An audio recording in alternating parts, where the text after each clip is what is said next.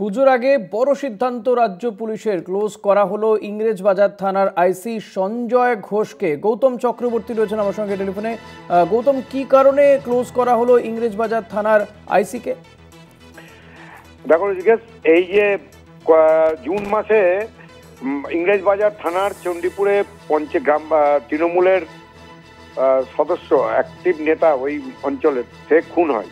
আর নাম হচ্ছে আবু কালাম আজাদ। সেই খবর কলকাতা টিভিতে দেখেছিলাম। রাত্রেবেলা জন্মদিনের পার্টিতে ডেকে সবাই মিলে একসঙ্গে তাদের পার্টি চলছিল, সেই সময় তাকে ধারালো অস্ত্র দিয়ে কুপিয়ে গুলি করে খুন করা হয়।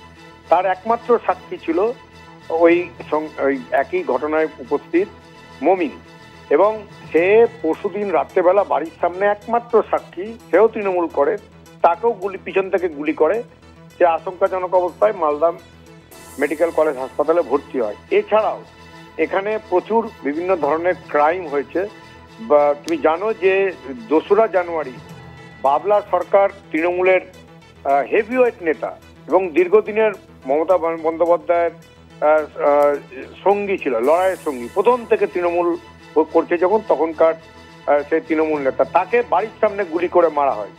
এই সমস্ত ইংরেজবাজার থানাতেই এরকম বিভিন্ন ঘটনা ঘটছিল, এবং এই আইসি ঠিকমতো তার বিরুদ্ধে যা অভিযোগ যে ঠিকমতো ক্রাইম কন্ট্রোলে আনতে পারছিলেন না। এছাড়াও জাল নোট রয়েছে। তুমি জানো যে ঋষিকেশ, মালদা একটা জাল নোটের হাব, এবং এখানে ড্রাগ চোরাচালান হয়। কালিয়াচক একটা বড় এরিয়া জুড়ে ব্রাউন সুগার তৈরি হতো।